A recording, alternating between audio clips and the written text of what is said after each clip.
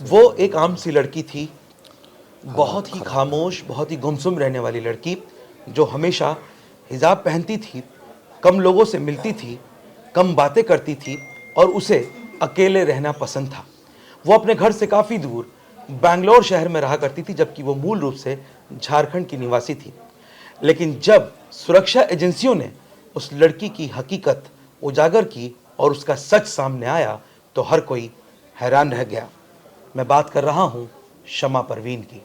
नमस्कार, मैं हूं परवेज सागर। आप देख रहे हैं आज तक डिजिटल पर अपराध का जहां, और मेरे साथ हैं मेरे सहयोगी क्राइम तक के एडिटर चिराग गोठी। चिराग, बहुत बहुत स्वागत आपका। चिराग, आज हम एक ऐसी लड़की के बारे में बात करने जा रहे हैं जिसने एक नई जो मोडस ऑपरेंडी है आतंकियों की, उसका खुलासा किया है और हमारे देश के खिलाफ एक बड़ी साजिश जो हो रही थी, उस लड़की के पकड़े जाने के बाद वो भी उजागर हो गई और वो भी सामने आई। ये कहानी है शमा परवीन की, जो मूल रूप से झारखंड की रहने वाली है और बहुत ही खामोशी के साथ वो पिछले कुछ सालों से एक ऐसा काम कर रही थी जो किसी की नज़र में ही नहीं आया। वो अकेले रहती थी, खामोश रहती थी, अपने घर से बहुत दूर बैंगलोर में रहती थी। घर वालों को ये भी नहीं मालूम था कि बेटी क्या कर रही है। घर वाले सिर्फ ये जानते थे कि वो पढ़ाई के लिए बाहर गई है। लेकिन वो सोशल मीडिया को हथियार बना करके जिस तरह से एक आतंक का पूरा मॉड्यूल उसको हेड कर रही थी, तो क्या पूरी कहानी है शमा परवीन की, और किस तरह से शमा परवीन का नाम अल कायदा जैसे कुख्यात आतंकी संगठन के साथ जुड़ा, इसके बारे में बताइए। देखिए, गुजरात एटीएस ने कुछ AQIS यानी अलकायदा इंडियन सब कॉन्टिनेंट के जो आतंकी हैं, 4 आतंकियों को अरेस्ट किया था अभी हाल ही में। उसके बाद टिप ऑफ मिली थी जिसके बेसिस पर शमा को अरेस्ट किया है। शमा जो है वो बेंगलुरु से इसको अरेस्ट किया गया है और जैसे आपने बताया झारखंड की रहने वाली है, वहाँ ये पढ़ाई के लिए गई थी। लेकिन आप सोचिए कि उसकी आड़ में ये जो आरोप लग रहा है कि रेडिकलाइज हो रही थी और कर रही थी फेक अकाउंट्स बनाकर। अब किस तरह से रेडिकलाइज कर रही थी, क्या बोलती थी उनको कि इस संगठन से जुड़ो, या एक पर्टिकुलर धर्म का ये प्रचार करती थी, ये अभी जांच की जांच का विषय है। सामने नहीं आई। लेकिन ये पता चला है कि ये अलकायदा से जुड़ी हुई थी और AQIS जिसकी मौजूदगी पहले भी भारत में दर्ज हो चुकी है 2015 में, जब आतंकी कुछ गिरफ्तार हुए थे। उसके बाद अब ये दोबारा 4 आतंकी और पकड़े गए, अब शमा पकड़ी गई, यानी 10 से ज़्यादा आतंकी पकड़े गए हैं इस पूरे मामले में अब तक AQIS का। हम सबको पता है अलकायदा, जब वो दौर 1980 का था जब अफगानिस्तान पर USSR का कब्जा था और उससे छुड़ाने के लिए अलकायदा संगठन बनाया गया था। अमेरिका ने बैक किया था उसको, पाकिस्तान की खुफिया एजेंसी ने बैक किया था और एक वक्त ऐसा आया कि इन लोगों ने रशिया को डाउन करने के लिए इन 2 संगठनों को खड़ा किया, जिसका जो हेड था ओसामा बिन लादेन था। और बाद में ओसामा बिन लादेन ही अमेरिका का दुश्मन बन गया और हमने देखा किस तरह से बाद में अमेरिका ने उसको पैदा भी अमेरिका ने किया और मारा भी अमेरिका का बन गया। लेकिन एक जो बड़ी, एक तरह से कहा जाए कि ब्रांचेस, सब ब्रांचेस जो क्रिएट हुई थी अलकायदा की, ऐसा नहीं है कि अलकायदा खत्म हो गया था। अल जवाहिरी उसको चला रहे थे और उसके बाद अलग अलग जगहों पर इसकी ब्रांचेस खुल गई थी। खासकर अगर इंडिया की बात करूं तो AQIS इसको नाम दिया गया था। मुझे याद आ रहा है उस वक्त भी मैंने खबर की थी जब जो पहला मॉड्यूल पकड़ा गया था 2015 में। 2015 में जैसे 1980 के दशक की पहले बात मैंने बताई थी आपको, 2015 में 3 आतंकवादियों की गिरफ्तारी हुई थी दिल्ली से, बिल्कुल, जिससे पता लगा था, जिसमें एक आतंकी था मौलाना अब्दुल रहमान कासिम। तब पता लगा था कि अच्छा ये भी कोई संगठन है और ये एक्टिवली रेडिकलाइज करने का काम कर रहे हैं। AQIS जब ये पहली इस समय AQIS का 5 देशों में नेटवर्क है, जिसको कहते हैं अफगानिस्तान में है, भारत में है, पाकिस्तान में, बांग्लादेश और म्यांमार में है। अब आप 2015 में अलकायदा चीफ अल जवाहिरी ने इसकी शुरुआत की थी 2014 में, 15 में तभी ये एक्सपोज हो गया था। और ये बताते हैं कि पाकिस्तान मूल का जो आसिम उमर था वो इसका सदस्य था और भारत का ये AQI का हेड था, लेकिन उसको मार गिराया गया था। आसिम आमिर जिसकी बात हम कर रहे हैं, इसके बारे में ये भी बताया जाता है कि ये उत्तर प्रदेश का रहने वाला था। हाँ, उत्तर प्रदेश के संभल जिले का रहने, इसके बारे में हालांकि उसको पाकिस्तानी कहा कुछ लोगों ने, लेकिन एजेंसियां ये कहती हैं कि आसिम उमर जो है उसका ताल्लुक यूपी के संभल से था। ये बात कितना सच है ये तो एजेंसियों को पता होगी, लेकिन इसके बारे में ये कहा जाता है।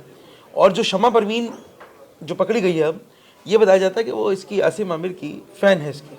हाँ, वो इसको फॉलो follow करती थी, करती इसके वीडियो सुनती थी, इसके भाषण जो थे वो सुनती थी, वो इस तरह की बातें सामने आई। लेकिन ये भी कहा गया कि आसिम उमर पाकिस्तान मूल का है, ये भी कहा गया कि वो शुरुआती सदस्य था। अल जवाहिरी की तरफ से एक वीडियो भी सामने आया था जिसमें उसने भारत के खिलाफ जम्मू कश्मीर में आतंकी गतिविधियों की बात कही थी, यानी कि वो जहर हमेशा से उगल रहे थे, भारत के खिलाफ एक जहर उगल रहे थे। अब आप सोचिए कि यूएस अफगान मिलिट्री ऑपरेशन में उमर मारा गया था, यानी आसिम उमर। इसके बाद 2019 में महमूद को इसकी बागडोर सौंपी गई थी, जो आप जिक्र कर रहे हैं कि 2021 में यूपी पुलिस ने जब अरेस्ट किया था तो अंसार गजवंत उल हिंद के 2 आतंकियों को पकड़ा था, और ये भी AQI से जुड़े हुआ बता रहे थे इनको, हालांकि इनका इन्फ्लुएंस थे उनसे, ये भी काफी। हाँ, अब आप सोचिए कि 2015 में अरेस्टिंग, 2019 में, और अब जो अरेस्टिंग हुई 2025 में। इससे पहले 4 आतंकियों को पकड़ा जो कि AQI से जुड़े थे। वो मॉडल मैं आपको बता दूं, गुजरात ATS ने पकड़ा, जिसमें 2 आतंकी गुजरात से पकड़े गए, एक दिल्ली से और एक नोएडा से। इन पर क्या आरोप है? नकली नोटों का रैकेट, वही आतंकी विचारधारा को फैलाना। इनके नाम थे, जो नोएडा से पकड़ा गया था जीशान अली, और ये सभी AQI से जुड़े थे। अब AQI से जुड़ने का क्या प्रोसेस है, या कैसे जुड़ते हैं, या शमा कैसे जुड़ी, ये सोशल मीडिया के थ्रू जुड़ते हैं, और उसके बाद अगर उनको उनकी विचारधारा पसंद आ रही है, उनकी वीडियोस देख रहे हैं। देखिए, ये सारी आजकल हिस्ट्री में पता लग जाता है कि आप आप गूगल हिस्ट्री में आप क्या देख रहे हैं। हाँ, गूगल हिस्ट्री हो या सोशल मीडिया की हिस्ट्री हो, सब में पता लग जाता है कि क्या आप सर्च कर रहे हैं, क्या आप देख रहे हैं, उसमें क्या पोस्ट और कर रहे हैं। इनको बाकायदा फंडिंग भी होती है। अगर ये मान लीजिए AQI से जुड़ गए तो इनको एक सैलरी मिलेगी फैलाने के लिए, अपना प्रचार प्रसार करने के लिए, और तभी ये एजेंसीज के रडार में भी आते हैं कि ये एक ऐसा शख्स है जो, जैसे इसकी बात करूँ शमा की, कि झारखंड की रहने वाली, बेंगलुरु में जॉब कर रही है, वहाँ ये इससे जुड़ गई अचानक, तो एजेंसीज को सपना नहीं आ जाएगा कि कोई एक लेडी जुड़ी है। ऐसे तो करोड़ों अकाउंट्स हैं, कैसे पता लगेगा? तो वो कुछ ऐसे अकाउंट्स हैं जो इस तरह की बातें करते हैं, वो उन पर खास नज़र रखते हैं। तो कुछ एविडेंसेस सामने आए जिसके बेसिस पर AQIS ये पता चला कि भाई ये आतंकी हैं और ये इस तरह से देश विरोधी काम कर रहे हैं, तब इनको अरेस्ट किया गया। अच्छा, नोएडा में संदिग्ध पकड़ा गया था, उसी ने शमा परवीन का नाम सबसे पहले लिया था, और उसी के बाद जो है ये मामला ATS की इसमें आया कि शमा परवीन नाम की एक कोई महिला है जो इस पूरे मामले को हेड कर रही है। लेकिन तब तक शायद किसी को ये इस बात का अंदाजा भी नहीं होगा कि भारत में अलकायदा इंडिया सब कॉन्टिनेंट की, यानी AQIS की जो मॉड्यूल है, उसकी सरगना ही शमा परवीन है। तो थोड़ा इस बारे में चिराग थोड़ा रोशनी डालिए कि शमा परवीन किस तरह से काम कर रही थी, और वो मतलब क्या आपको लगता नहीं कि अब आतंकियों ने एक नया पैटर्न शुरू किया है? ये अलकायदा से इतना बड़ा आतंकी संगठन है, और इंडिया में अगर वो नजरें गड़ाए बैठा है, या उसकी जो भी मंशा है, तो उसने महिला को आगे बढ़ाया, तो महिला को हेड बनाने के पीछे क्या मकसद हो सकता है? देखिए, इसके पीछे एक जो मेजर मकसद है कि लोग ज़्यादा शक नहीं करेंगे, और आप स्टूडेंट हैं, आप पढ़ रहे हैं, आप एक हिजाब वाली महिला जो बिल्कुल अलग रहती है, थोड़ा समाज से कटे हुए हैं, आप ज़्यादा एक्टिव नहीं है। हाँ, एक्टिव हैं अपने पर्पस के लिए, हाँ, अपने काम में तो वो बिल्कुल एकदम सोशल मीडिया के थ्रू, और वो एक्टिव हैं, वो आपकी पोस्ट से पता चल जाएगा, आपकी सर्च हिस्ट्री से पता चल जाएगा, आप जो शेयर करते हैं उनसे पता चल जाएगा। बिल्कुल तो यही वो चीज़ें थी जो रडार पर ला रही थी शमा को। और आप सोचिए, आसिम उमर जो मर चुका US मिलिट्री ऑपरेशन में, उससे इंस्पायर्ड थी ये लेडी, और उसके बाद सिर्फ अकेली नहीं थी, और भी बहुत लोग थे। मुझे याद आ रहा है NIA ने दिल्ली में भी कई जगह पर IS मॉड्यूल का भंडाफोड़ किया था। वो भी कुछ इससे अब ये AQIS खुरासान था, और भी कई जगह। हाँ, बिल्कुल। तो मतलब विचारधारा, पैटर्न और मंशा सेम है, संगठन अलग है। वो ISI से जुड़े हैं, उनका एक अलग मॉड्यूल, अलग सरगना, अलग तरीका काम करना, अलग थी उनकी, लेकिन मकसद एक ही है कि भारत के खिलाफ जहर उगलना, या इस तरह की देश विरोधी बातें करना, या सांप्रदायिक हिंसा फैलाना। ये शमा परवीन पे इल्जाम है कि वो दंगा फैलाना चाहती थी, रेडिकलाइज करती थी लोगों को, और सोशल मीडिया को पूरी तरह से एक वेपन के तौर पर इस्तेमाल कर रही थी वो। तो देखिए, जैसे मैंने आपको बताया, AQIS की शुरुआत 2014 में हुई, जिसमें अल जवाहिरी ने इसकी शुरुआत की। पाकिस्तान जो मूल, जैसे आपने कहा कि पाकिस्तानी नहीं है, लेकिन ये देखिए, एक अखबार छाप रहा है कि वो जो उमर था वो पाकिस्तानी था, और तब इसको यूएस अफगान मिलिट्री ऑपरेशन में मार गिराया गया था। इसके बाद 2019 में महमूद ने इसकी बागडोर ली। 2021 में यूपी पुलिस ने अलकायदा से जुड़ा एक और संगठन था यानी अंसार गजवत अल हिंद, उसके 2 आतंकियों को पकड़ा। एजेंसियों का दावा है कि भारत में अब AQIS का कोई बेस नहीं है। इस तरह का दावा एजेंसियां कर रही हैं। अब मैं आपको बताता हूँ AQIS ने कौन कौन से प्रमुख हमले में उनका नाम सामने आया है। सितंबर 2014 में आतंकियों ने पाकिस्तानी नेवी के युद्धपोत पर कब्जे का प्रयास किया था, यानी पाकिस्तान में भी अटैक कर रहा है ये भारत में भी अटैक कर रहा है। इसके अलावा मार्च 2015 में बांग्लादेशी ब्लॉगर की हत्या की जिम्मेदारी इन्होंने ली थी, AQIS। जी हाँ। अगस्त 2015 में एक सेकुलर बांग्लादेशी ब्लॉगर की हत्या की जिम्मेदारी भी अंसार उल इस्लाम ने ली, जो कि इसका ही एक पैरेलल संगठन है। बिल्कुल बिल्कुल। तो यानी बहुत लंबी फहरिस्त है जो इनके अच्छा, कारनामे हैं। इसमें चिराग एक इस वक्त जानकारी भी जो अलकायदा की स्थिति, मैं आपको इंटरप्ट कर रहा हूँ कि क्या स्थिति है इस वक्त, क्योंकि लोग ये सोचते होंगे कि ओसामा बिन लादेन मर गया, अब तो संगठन खत्म हो गया। ऐसा नहीं है। रिपोर्ट्स कहती हैं कि सीरिया में अलकायदा की ब्रांच को विरोधियों ने खत्म कर दिया है, सीरिया में। वहीं यमन में भी उसकी हालत खराब है। हालांकि सोमालिया और माली में अलकायदा की पकड़ अभी भी मजबूत मानी जाती है, यानी कई ऐसे भी देश हैं जहां पर इसकी पकड़ बहुत मजबूत है। सोचिए, जहां पे इनके लोग काम कर रहे हैं। अफगानिस्तान में हम सबको पता तालिबान शासन है, वहां पर तालिबानी नेताओं से भी अलकायदा के अच्छे संबंध है। आप सोचिए, क्योंकि ये बेस वहीं से शुरू हुआ है, इसका जो शुरुआत थी वो वहीं से थी। USSR को खत्म करने के लिए इसको लाया गया था अलकायदा को, और आप सोचिए वहां अभी भी इसके कई जो बेस कैंप्स है बने हुए हैं। कई रिपोर्ट्स में यहाँ तक दावा किया गया तालिबान के साथ अमेरिका और अफगान सरकार के युद्ध में भी अलकायदा के लड़ाकों ने तालिबान का साथ दिया था। बिल्कुल बिल्कुल। तो कुल मिलाकर के ये माना जाए कि जो शमा परवीन है, शमा परवीन की जब इन्वेस्टिगेशन हुई और जब इससे बातचीत हुई तो शमा परवीन के बारे में एक और चीज निकल के सामने आई कि शमा परवीन पाकिस्तान में बैठे कुछ लोगों के संपर्क में थी और वो वहां से आदेश ले रही थी। वहां से कुछ लोग, ये क्या मतलब इस कनेक्शन का कैसे, क्योंकि अलकायदा का ये बात तो सही होगी कि अलकायदा जो इंडिया सब कॉन्टिनेंटल है उसको जो शय मिली वो अलकायदा से ही मिली और उसके बाद ये सब शुरू हुआ। लेकिन पाकिस्तान के थ्रू कनेक्शन आना, ये थोड़ा सा इसमें भी चीज़ क्लियर नहीं है। लेकिन इल्ज़ाम शमा परवीन के ऊपर यह है कि उसके कनेक्शन पाकिस्तान के कुछ लोगों से भी हैं और वो वहाँ से कोई हैंडलर था जिसके थ्रू वो वहाँ पर आदेश लिया करती थी। इस बारे में कोई जानकारी मिल पाई अभी? ये आपका कहना सही है, लेकिन अभी इस तरह के आरोप हैं कि ये टच में थी और नेचुरली जब ATS ने इन्वेस्टिगेशन की, गुजरात ATS ने, तो बेंगलुरु से इसको अरेस्ट किया। इसकी गिरफ्तारी के बाद टेरर नेटवर्क की कई परतें भी खुली हैं और ये कहा जा सकता है कि ये कट्टरपंथी मॉड्यूल युवाओं को उकसाने का काम कर रहा था। ये जो मॉड्यूल था और इसका जो टारगेट था वो यही था।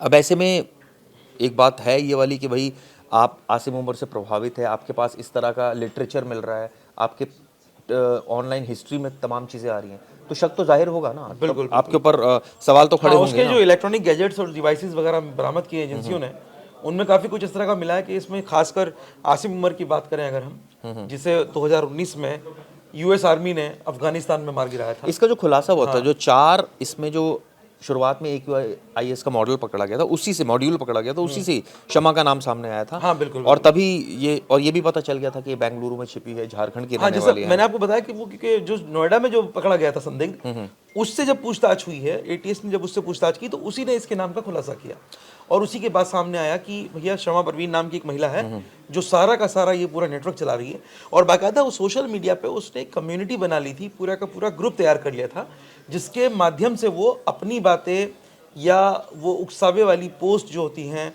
या धार्मिक कट्टरपंथ को बढ़ावा देने वाली जो पोस्ट हैं वो शेयर करती थी, इस तरह कंटेंट शेयर करती थी और लोगों से ये अपील करती थी जो उसके सोच वाले लोग थे जो उसे लाइक करते थे कि वो इसे आगे अपने अपने ग्रुप्स में शेयर करें या अपने जो सोशल मीडिया पेजेस हैं या अपने अकाउंट्स हैं उस पर शेयर करें, लोगों को इसके साथ जोड़ें।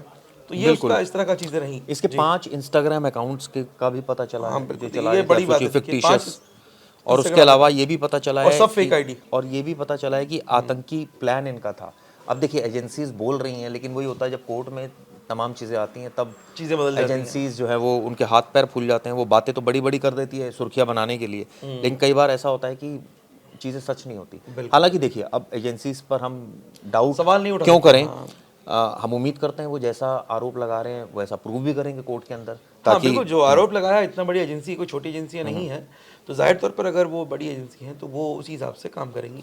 हालांकि ये एक खबर में पढ़ रहा था कि शमा के परिवार को इसकी करतूतों का नहीं पता। नहीं पता। अब ये बड़ी अजीब विचित्र बात है कि परिवार जो है वो परिवार को तो यही लग रहा है कि बेटी जो है वो कॉमर्स में ग्रेजुएशन करने के बाद अब आगे आगे की पढ़ाई करने के लिए, अपना करियर बनाने के लिए बैंगलोर गई है। और यहाँ तो उल्टा हो रहा है कि एजेंसीज कह रही है कि वो आतंकवादी बन रही है, यानी महिला आतंकवादियों की भी एक तरह से एंट्री अगर कहा जाए हो गई है, तो इसमें कुछ गलत नहीं होगा। खैर अभी जांच चल रही है, जैसे मैंने बताया, अभी बहुत सारी चीज़ें ऐसी है जो मतलब, जैसे मुझे याद है जब दिल्ली में माहौल ख़राब हुआ था 2020 में, उस वक्त भी सीए का लोगों ने विरोध किया था, और तब हमने देखा था कि कई ऐसे ग्रुप्स थे जो एक्टिव हुए थे और वो इस तरह के रेडिकलाइज मटेरियल फॉरवर्ड कर रहे थे, तो उनको भी बुक किया गया था। तो अब ये क्या उसी का कोई ऐसा मतलब सिर्फ इतना रोल है शमा का कि वो उससे इंस्पायर्ड है, या एक्चुअल में उसने कुछ काम किया है? क्योंकि देखिए किसी के आरोप लगाना अलग चीज होती है और आरोप को साबित करना अलग चीज और होती है। प्लस आपने एक लिटरेचर पढ़ना, आप लिटरेचर पढ़ रहे हो, आपकी हिस्ट्री मिल रही है, और आप रेडिकलाइज कैसे कर रहे हो दूसरों को, तो आपको ये प्रूव करना पड़ेगा सारी चीजें। एजेंसी को ये कि साबित ऐसा नहीं करना कि पड़ेगा। आपके पास मटेरियल मिल गया और मोर देन एनफ, ऐसा नहीं होता। आपको प्रूव करना पड़ेगा मटेरियल मिला, ये रेगुलर इसको हिस्ट्री में था, प्लस ये कौन लोग रेडिकलाइज हुए, कैसे रेडिकलाइज हुए। क्योंकि कई बार हमने देखा ये औंधे मुंह गिरते हैं कोर्ट में केसेस कि जब कोई रिकवरी नहीं है और आपने सिर्फ एक कह दिया कि सोशल मीडिया पर पोस्ट लिखते थे या पोस्ट पढ़ते थे, तो ऐसे तो या बहुत लोग पढ़ते हैं, थे। ऐसे तो बहुत लोग हैं जो लिखते हैं पोस्ट, और बहुत लोग करते पढ़ते हैं, भी हैं। बहुत लोग हैं ऐसे लोग। तो अब एजेंसीज एटीएस इतने दावा कर रही है, तो मैं उम्मीद करता हूँ कि इसमें कोर्ट में ऐसा ना हो कि केस धराशायी हो, अगर वो आरोप लगा रही है तो वो सच होने चाहिए। बिल्कुल। तो जैसा कि चिराग बता रहे हैं कि एक बड़ा अहम चिराग ने मुद्दा उठाया लास्ट में, कि इन्होंने कहा कि कोर्ट में गुजरात एटीएस को ये तमाम आरोप जिन पे अभी हमने चर्चा की है, जिन पे बातचीत की है, जितनी बड़ी बड़ी चीज़ें निकल के सामने आई हैं, और जैसा कि माना जा रहा है कि शमा परवीन कोई आम कोई संदिग्ध नहीं है, बल्कि एक ट्रेंड आतंकी है। उसे बताया जा रहा है कि वो अलकायदा की, जो अलकायदा इंडिया सब कॉन्टिनेंटल है, जो एक नया मॉड्यूल है, उस मॉड्यूल की सरगना वही है, उसकी हेड वही है, और वो बहुत ही शातिराना तरीके से अपने नेटवर्क का विस्तार कर रही थी, लोगों को रेडिकलाइज कर रही थी। तो ये सारी बातें जो एजेंसियां हैं, यानी गुजरात एटीएस और तमाम जो गुजरात पुलिस है या और दूसरी एजेंसियां इसमें शामिल हैं, उन सबको ये सारी बातें अदालत में जाकर के साबित करनी होंगी उसके खिलाफ, और तभी उनकी जो ये पूरी कार्रवाई है इसे सफल माना जाएगा। कुल मिलाकर के इस पूरी खबर पर हम नज़र रखेंगे, इस मामले को हम फॉलो करते रहेंगे और इससे जुड़ा हर अपडेट आप तक पहुंचाते रहेंगे, क्योंकि मामला देश का है, मामला देश की सुरक्षा का है। तब तक आप दीजिए मुझे इजाज़त और देखते रहिए आज तक डिजिटल। नमस्कार।